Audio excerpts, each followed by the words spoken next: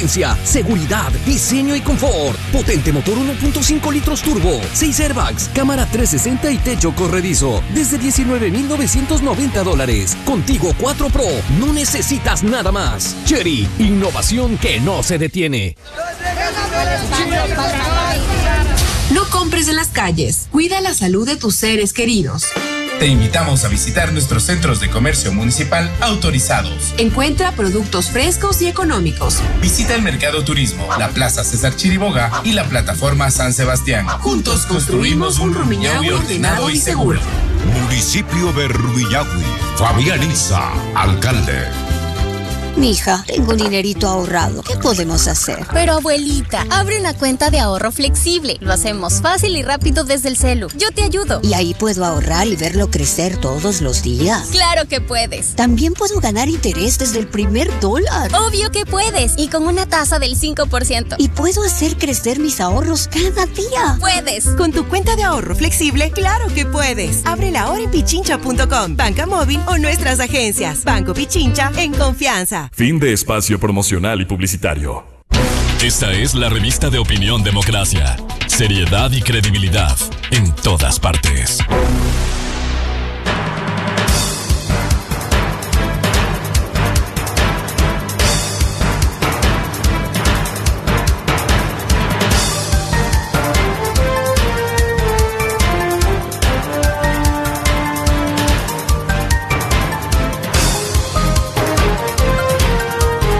Ocho o 9 minutos en el territorio continental ecuatoriano, buscando la verdad y abogando por unidad nacional en pro de la paz y la seguridad en el Ecuador. Queremos dar la bienvenida en la revista de Opinión Democracia al asambleísta del Partido Social Cristiano, Carlos Vera. Lo invitamos para analizar las reformas aprobadas al Código Orgánico Integral Penal que devienen de un mandato popular expresado en las urnas del 21 de abril, el endurecimiento de las penas, y que se plasmó en un proyecto de ley enviado por el Ejecutivo y finalmente aprobado en la Asamblea Nacional. El país pudiera decir que con esto va a mejorar algo con el endurecimiento de las penas, y qué es lo que se ha aprobado. Buen día, asambleísta Vera. ¿Cómo le va, señor Rivadeneira? Buenos días. Gracias en primer lugar por la oportunidad que me brinda de poderme mantener comunicado con la ciudadanía, y más aún en un medio tan serio y responsable como el que usted representa. Efectivamente, vamos a analizar el tema en su contexto, y es que la Asamblea, mediante el parámetro de sus competencias y una vez expresado la voluntad de la ciudadanía en el referéndum y consulta popular, nosotros procedimos a constituir una comisión multipartidista de 5 miembros, representada por cada una de las bancadas. Dentro de ese contexto, procedimos a organizarnos internamente, hicimos las correspondientes mesas de socialización con autoridades de la Administración de Justicia, ministros de Estado, colectivos ciudadanos, colegios profesionales, universidades, escuelas de derecho y demás.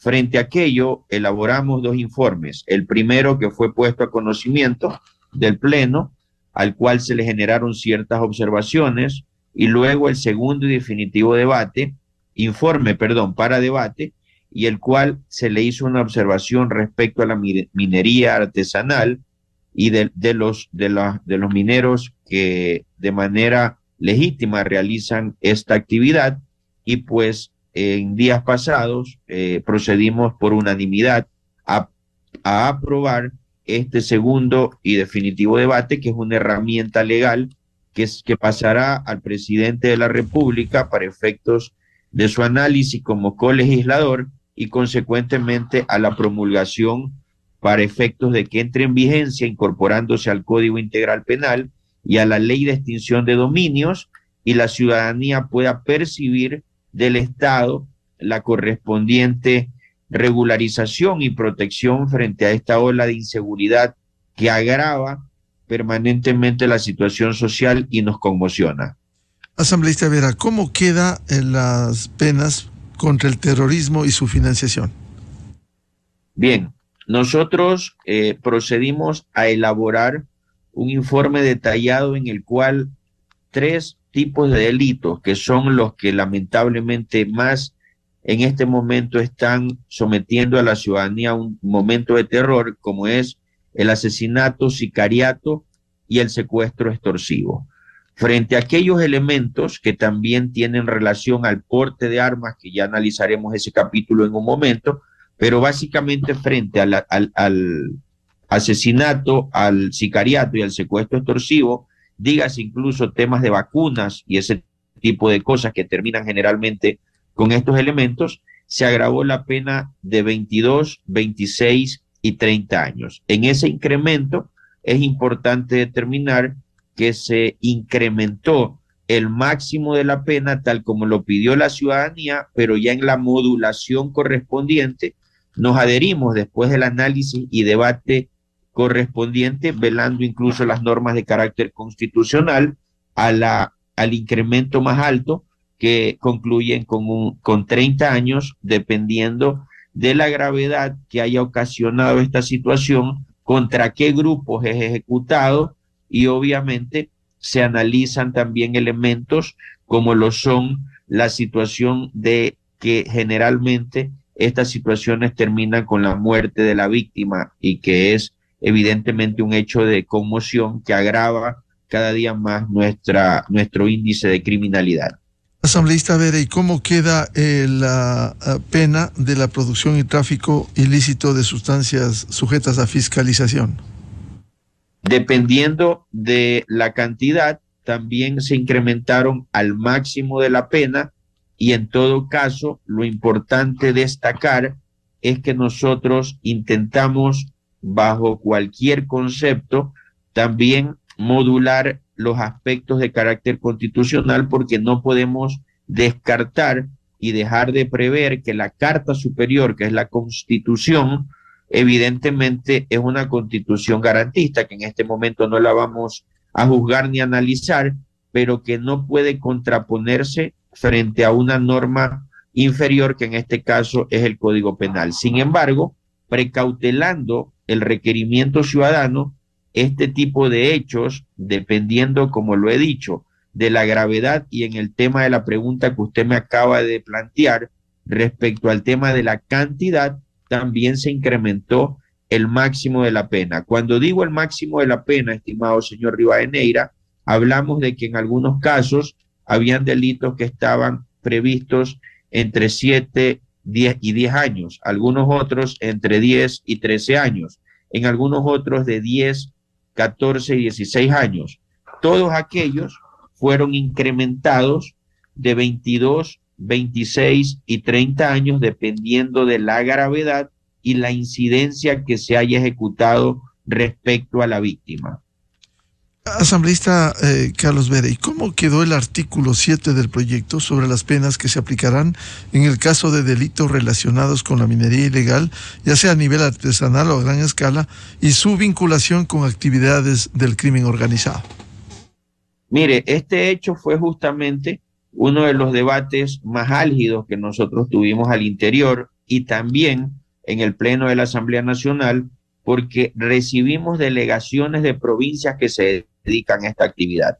Y nos encontramos con una sorpresa, y es que nosotros habíamos determinado, porque no podemos desconocer que lamentablemente los grupos de delincuencia organizada ya se han filtrado en este tipo de acontecimientos, dígase minería integral, y obviamente estábamos nosotros procediendo en su contexto a determinar la gravedad respecto a estos elementos en la calidad de delincuencia organizada. Sin embargo, llegaron varias organizaciones debidamente constituidas y evidentemente demostrando aquello a nuestra comisión en el proceso de fiscalización, y se determinó que justamente la minería artesanal en pequeña escala tiene un inconveniente con el Estado, y es que desde el año 2014 no se les otorga y no les cubre el denominado censo artesanal de minería. Y frente a ese hecho no se ha generado un catastro que permita determinar quiénes constituyen para el Estado, debidamente regularizados con los permisos correspondientes, esta actividad de la minería artesanal. Entonces, nosotros lo que hicimos es una excepción en el artículo que usted refiere y denominamos que las personas que se dediquen a la minería artesanal, dígase mediante el ámbito de que se demuestre que son actividades ancestrales que generalmente en estas provincias pasan de generación en generación, así como también demostrando que han intentado requerir del Estado la correspondiente autorización para aquello y quienes hasta el 2014 pudiesen demostrar que dentro de ese rango minería artesanal de pequeña escala tienen esta actividad legítima y no son parte de un grupo de delincuencia organizada, quedarán exceptuados de la gravedad de la pena y simplemente se le analizará la situación dependiendo de que no guarden evidentemente la coherencia administrativa de la legitimidad o licitud de esa actividad, porque podemos determinar que justamente los grupos de delincuencia organizada no piden autorización ni permiso al Estado para poder realizar este tipo de hechos, más sí la minería artesanal que también pues vive de este oficio de generación en generación y en los territorios donde se dedican a esta situación, evidentemente le dan bienestar a su familia. También debemos destacar que en ese acontecimiento también se veló que no afecte esta extracción de minería artesanal al medio ambiente. Señor asambleísta Carlos Vera, y hay un hecho que ha causado en el país y que se planteó una reforma, el que quienes están vinculados o al narcotráfico, tráfico de influencias, de testaferrismo, se sujetaban con las sentencias que tenían, accedían al régimen semiabierto. ¿Cómo ha quedado con las personas sentenciadas por delitos asociados al crimen organizado, narcotráfico, extorsión, tráfico de influencias o testaferrismo? ¿En qué condiciones quedan o tendrán que cumplir la sentencia completa en prisión? Mire, lamentablemente los ciudadanos de bien hemos visto cómo la ley en los últimos tiempos se ha venido prostituyendo, por darle un término fuerte, y también desconociendo en contra de la víctima, de quienes hemos sido en algún momento víctimas de la delincuencia en cualquiera de sus formas, de que personas que se dedican a delitos de conmoción y graves, personas que se las agarraba en delito flagrante con fusiles y generando o ejecutando un delito de esta naturaleza. Estas personas a veces se les sustituía la prisión preventiva por medidas sustitutivas y obviamente la ciudadanía no solamente que se quedaba lastimada de por sí por el delito que contra él se ejecutó, sino que también social y emocionalmente comenzó a tener este desinterés y este desencanto con la administración de justicia porque no se aplicó como correspondía. Frente a aquel hecho, nosotros hemos decidido dentro de la comisión y además atendiendo la expectativa ciudadana y coherentes con el proyecto de ley presentado por el presidente de la República, que las personas que ejecuten este tipo de delitos, personas que sean reincidentes y personas que no generen una buena conducta, porque esa era otra situación que también se las daban discrecionalmente a las administraciones del proceso penitenciario, estas personas no podrán acceder ni al régimen semiabierto ni a la rebaja de penas y tienen que cumplir su sentencia en su totalidad en los centros penitenciarios. Asambleísta Vera, ¿y cómo queda el delito de tenencia o porte de armas? El delito de tenencia o porte de armas también se incrementó de 20 a 22 y 26 años, dependiendo del calibre del arma que porte, dependiendo de las condiciones y circunstancias que como medio para ejecutar un delito, evidentemente el aporte, y también, obviamente, si usted, por ejemplo, encuentra a una persona que carga un fusil de alto alcance y de grueso calibre en su vehículo y van 2 o 3 personas en actitud sospechosa, obviamente esas personas van a ejecutar un delito y gracias a Dios aún no lo han hecho y en ese caso se infringen e incurren en esta situación agravante que les son materia de ser reprimidas y obviamente determinadas dentro de este incremento de penas que va dependiendo de lo que de las circunstancias que le acabo de decir, al máximo también. Más aún si como materia de este porte ha ejecutado un delito, si este delito obviamente fue contra un grupo vulnerable, si este delito ha procedido a provocar incapacidad a la víctima, si este delito va evidentemente a atentar contra la vida de una persona, y frente a esos hechos y circunstancias, la pena se le va gradualmente incrementando en base a esta observancia, señor periodista. Asambleísta Carlos Vera, ¿se ha contemplado en el caso de la minería ilegal, por ejemplo, el control, especialmente en la artesanal o en la gran minería ilegal, que utilizan, por ejemplo, retroexcavadoras de $200,000 aproximadamente? No hay control, no debiera ponerse un chip para identificar si hacen de manera formal o informal, controlar en dónde se encuentran, porque hay experiencias como en Yutsupino que ocurriera hace años, en donde se encontraron retroexcavadoras enormes haciendo este trabajo.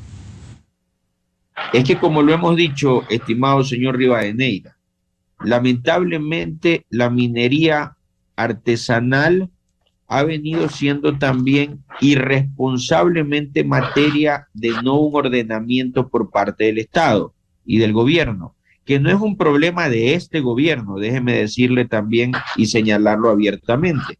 Desde el 2014 no se los regulariza, a pesar de que existe una ley que obliga al Estado a hacerlo. Entonces, la minería artesanal en pequeña escala, hablemos de aquella y ya hablamos de la escala siguiente, que es la que usted refiere, obviamente no puede dejar de comer y explotar para darle bienestar y buena vida a su familia frente a las necesidades que tienen producto de su actividad laboral. Entonces ellos han seguido explotando dentro de estas condiciones, demostrando obviamente que no tienen la capacidad legítima o regularizada de hacerlo, frente a lo que le acabo de decir, por más de que han agotado recursos para aquello. Frente a ello, nosotros podemos destacar, y es evidente, que ahí, en la minería artesanal, originalmente se comenzó a infiltrar los grupos de delincuencia organizada, no solamente para comenzar a explotar, sino que son víctimas de vacunas, son víctimas de secuestro y hasta son víctimas de que los esclavizan prácticamente para que comiencen a trabajar para estos grupos de delincuencia organizada. Entonces, a la delincuencia organizada ya no le interesó la regularización de la minería artesanal.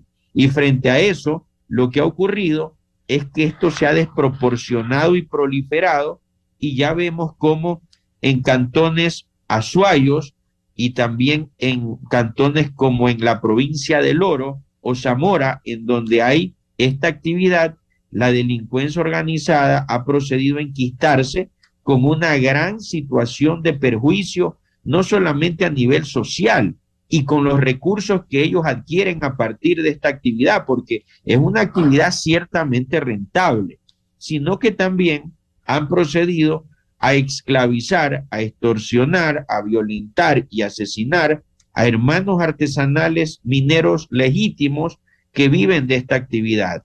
Y es en esa minería en donde estos grupos de delincuencia organizada tienen sus propias guardias de seguridad con fusiles de alto alcance. Tienen prácticamente garitas y constituidos acontecimientos de control interno que obviamente es prácticamente a la ley del que más bravea. Y adicionalmente, no solamente ahí incurren en este tema, sino que la delincuencia organizada no pues vela que el medio ambiente no salga afectado de estas extracciones, sino que llevan grandes elementos de extracción, como son maquinarias y otro tipo de elementos que para ello requieren y utilizan, afectando no solamente a la ciudadanía, sino también al medio ambiente. Hay comunidades, estimado señor periodista, que de los relatos que nos trajeron nuestros hermanos mineros artesanales, que ni siquiera los militares y la policía pueden ingresar, Y claro, lo han estado haciendo programáticamente en los últimos tiempos con gran responsabilidad y valentía, pero son ambientes realmente hostiles, peligrosos. Y fíjese usted, hace unos días los señores militares y la policía incursionaron en un operativo en una minería, si no me equivoco, en la provincia de La Suay, y habían 56 hermanos mineros artesanales esclavizados, estaban secuestrados y los obligaban a realizar, como en otros países, extracción minera, ya no para ellos, sino para los grupos de delincuencia organizados. Entonces, esto es producto también del desorden que no brinda el Estado para estas organizaciones legítimas. A propósito de la minería ilegal, en algún momento debiera preocuparse, por cierto, el Ejecutivo, también la Asamblea Nacional y en general el país, cuando se ha difundido con datos concretos, oficiales, como por ejemplo una red de empresas fantasmas en el Ecuador exporta $500 millones en oro tranquilamente por los puertos, se va, y que son empresas de papel, empresas fantasmas. ¿Cómo acometer esto? Si bien hoy hay un endurecimiento de las penas en el mandato popular, ¿cómo no afrontar este tema de esta minería instalada aquí con nombres y apellidos, que son empresas de papel y que pagan muy poco o nada en algunos casos, especialmente en la provincia del Oro, al Estado ecuatoriano, y no dejan impuestos? Es que recordemos algo, estimado señor Rivadeneira. El proyecto de ley que la Asamblea, a propósito de la expresión popular en la consulta, ha procedido a ejecutar, a debatir y también a promulgar dentro del parámetro de nuestras competencias, porque todavía no está entrando en vigencia hasta que nuestro colegislador, que es el presidente, lo analice y luego pase a la incorporación correspondiente, de ser el caso, como esperemos que sea, sino que también el Estado no ha hecho su forma, porque las leyes que ahorita reprimen y que hemos aprobado es para poder ejecutar y reprimir la conducta ilícita, pero tenemos que ir a ver el origen, ¿qué la provoca? ¿Qué provoca la delincuencia en nuestro país, señor Rivadeneira? Primero, una falta de control en nuestras fronteras, porque la delincuencia no nace de Ecuador. Aquí en Ecuador, nuestros hermanos han sido capacitados por grupos de delincuencia extranjera para hacer infracciones como narcotráfico, sicariato. Recuerde que hasta hace unos 10 años nuestro país era un pueblo de paz, que nosotros veíamos con terror lo que pasaba en México, en Colombia, en Brasil, en algunos países de Europa. Pero lamentablemente ya hemos comenzado nosotros a hacer una película de terror y como consecuencia de aquello somos uno de los países más peligrosos del mundo. Tenemos que reconocerlos. Aquí cada mañana nos despertamos con el privilegio de la vida y no sabemos lo que nos sucede en la calle, inclusive en nuestras casas. Entonces aquí lo primero que tiene que hacerse es una política de control. Luego una política social que permita a nuestros jóvenes un acceso a la educación, creación de universidades, creación de plazas de empleo y obviamente también una política de rehabilitación que no permita que en las cárceles sean universidades de la delincuencia. La mayor parte de las extorsiones hasta hace pocos meses salían de teléfonos celulares de personas que estaban privadas de la libertad. Imagínense eso. Entonces, frente a esos acontecimientos, la política de control, la política del régimen penitenciario, una política de inclusión social que permita a nuestros jóvenes capacitarse, estudiar, pero no solo para eso, sino para que después tengan empleo. El empleo juvenil tiene un papel importante. El desempleo en nuestro país nos tiene en un momento oscuro también en la patria. La falta de productividad. Entonces, lo que vivimos es un caldo de cultivo para aquello. Entonces, el Estado, cualquiera que sea el gobierno, cualquiera que haya sido, porque no me quiero referir al actual solamente, es producto también de que no ha hecho su porte, no ha hecho su actividad como debe ser, no ha cumplido con los deberes. Imagínese usted, ¿cómo puede ser posible que a nuestros hermanos mineros artesanales no se los pueda incluir y generar en un catastro de minería artesanal desde el año 2014, a pesar que hay una ley que obliga para aquello? ¿Por qué? Porque no se ha hecho un reglamento. Entonces, ¿qué ha pasado como aquello? si hubiera el catastro minero, si hubiera un censo minero, nosotros podríamos, me refiero a la policía y a los militares y a la administración de justicia también, decir, quienes tienen permiso, independientemente de la calidad o cantidad o situación que ostenta la minería, tiene que exhibir el permiso y con ello se lo exime de cualquier responsabilidad. Quienes no tengan acceso al permiso, obviamente, tienen que penalizárselo porque se dedican no solamente a la extracción ilegal, sino también posiblemente y presuntamente son grupos de delincuencia organizada. Ahora bien, viene la siguiente escala, que es la minería de alta escala que usted lo señala, ciertamente, que es donde se mueven cantidades importantes de dinero y que no solo hemos visto que hasta hace unos meses vimos que por una de nuestras fronteras estaba entrando y saliendo contenedores de oro. Imagínense usted la cantidad de dinero que eso mueve. Y obviamente lo hacen en las noches, en las madrugadas, sin ningún tipo de control. Y la delincuencia organizada ahora ha mutado un poco y se enquista también ya de manera ordenada en compañías legítimamente constituidas y demás. Pero no, la situación de la delincuencia es justamente basada en informalidad. Y la informalidad no se lo ha podido combatir ni controlar porque justamente el Estado no ha cumplido su rol. Claro, efectivamente, y este es un tema para analizar a profundidad, el tema de la explotación minera, porque, y les recomiendo leer un gran reportaje de Plan B, en donde nos ilustra con nombres y apellidos, representantes, empresas, cómo sacan, no solo como usted decía, esos contenedores de oro, sacan por las aduanas normalmente la exportación, porque eso no está prohibido. Empresas de papel que van al SRI y han pagado poco o nada, es decir, están registradas en la provincia del Oro. Ojalá en algún momento se preocupe el país, y esto no es cuestión solo de la Asamblea Nacional, sino del Ejecutivo, emprender una tarea para que aquí se enfrente a la minería ilegal, señor asambleísta. A la minería, incluso le diría, señor asambleísta, ¿por qué no, por ejemplo, crear la institucionalidad, un consejo de combate al control de la extracción ilegal de minerales? Esto, por cierto, bajo el mando del Ejecutivo, pero hay que hacer algo. Esto es desesperante frente a lo que sucede con la extracción ilegal de minerales. Y no solamente eso, señor Rivadeneira, sino que lamentablemente es como el petróleo, la minería se termina en cualquier momento. Entonces, la delincuencia organizada que con voracidad está extrayendo nuestros minerales, en algún momento va a dejar empobrecidos nuestros territorios, porque ellos llegan a hacer su trabajo, sacan lo mejor que tienen para extraer, y luego también a la gente legítima que vive de esto, los dejan en un momento de absoluta pobreza porque los minerales se terminan.